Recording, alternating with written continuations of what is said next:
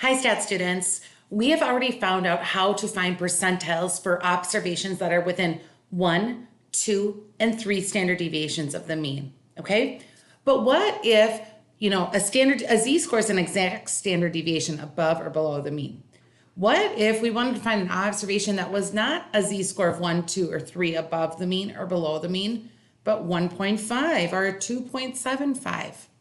What we need then to draw conclusions and find percentiles is to use something called Table A.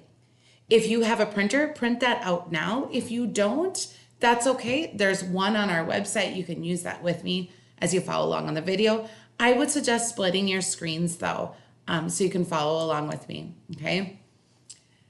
Finding percentiles. So one thing, you may just see a z-score, okay? And when you find a z-score, they might just say what percentile is associated with this z-score.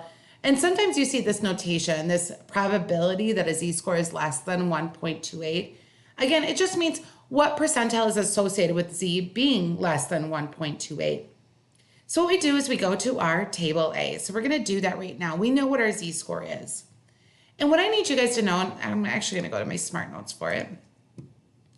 On this Table A, how we read it is we have this column and this row, okay? I'm going to highlight this first column here. This column here, this is the first 2 digits of your z-score. And then this row right here, this represents the last digit of your z-score.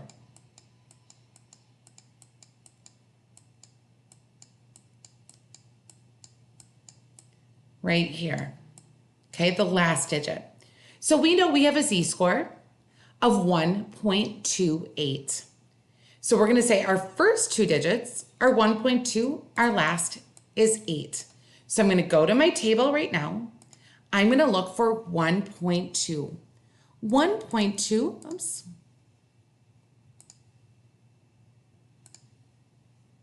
is right here. This row. That was the first 2 digits of my z-score, 1.2. The last digit is 8, so that's right here.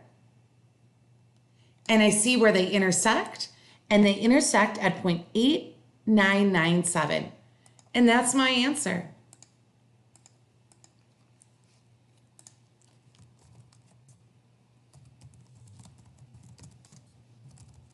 Now, this is a proportion.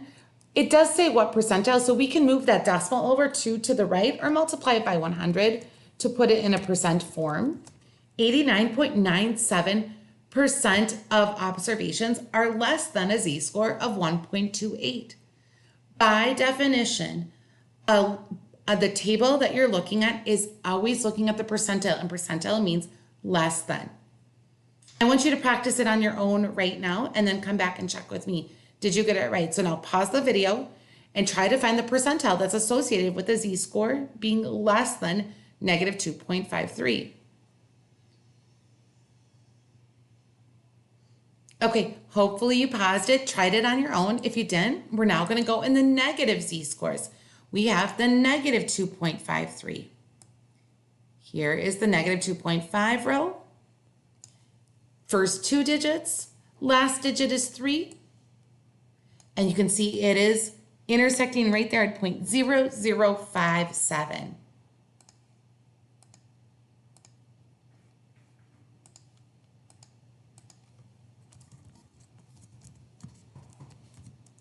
If we multiply by 100, that would be 0.57%.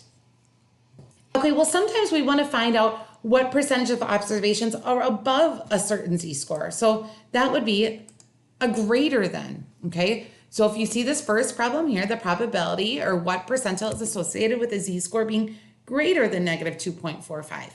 Well, there are 2 steps now that we have to do with this. Number 1, we go to the table. We do not, we go to the table and we find that decimal, don't change it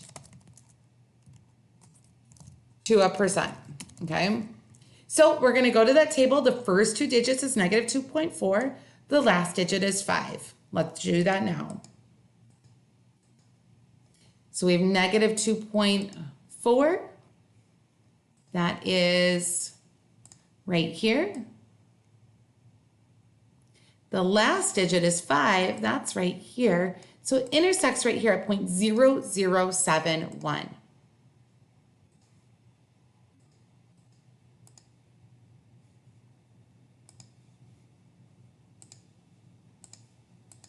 So step 1, we went to the table, 0.0071. We're not going to change it to a percent.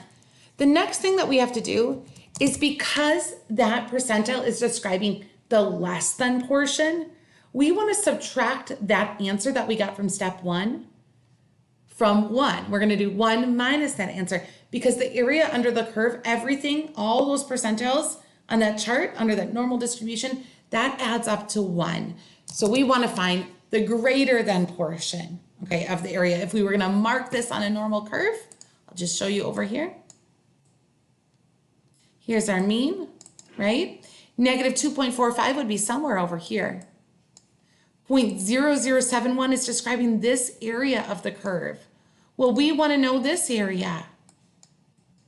The whole thing adds up to 1, so that's why we do 1 minus 0.0071.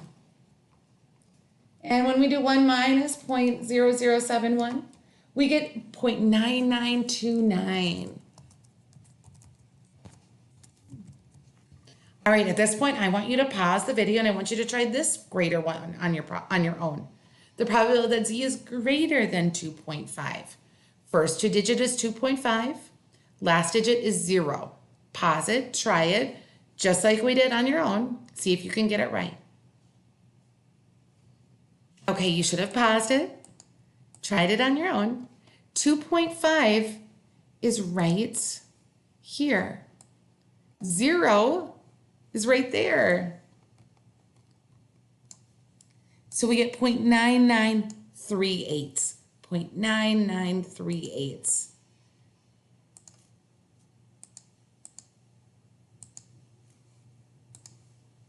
So step 1 for this one right here, 0.9938. And again, just a friendly reminder, what that chart is doing there, if we have a z-score, so here's our mean, we have a z-score of 2.5, that's going to be over here, okay? This 0.9938 is showing us everything to the left of it, over here. Well, we want everything to the right of it, right? This area right here. So that's why in step 2, we need to do 1 minus 0.9938. When I do 1 minus 0.9938, I get 0.0062. And you guys can leave these all as proportions. That's okay. You do not need to change it to a percentile for me. Okay, let's move on to the next one here. My mouse would work on me. Sometimes you'll be asked to find out what proportion are between certain z-scores. So this first one here, the probability or what percentile, okay, is associated with z being between -2 and 3.14. So we know we have 2 z-scores here is what we have. So what we're going to do in step 1 is we're going to go to the table twice. My mouse is not working very well here, guys.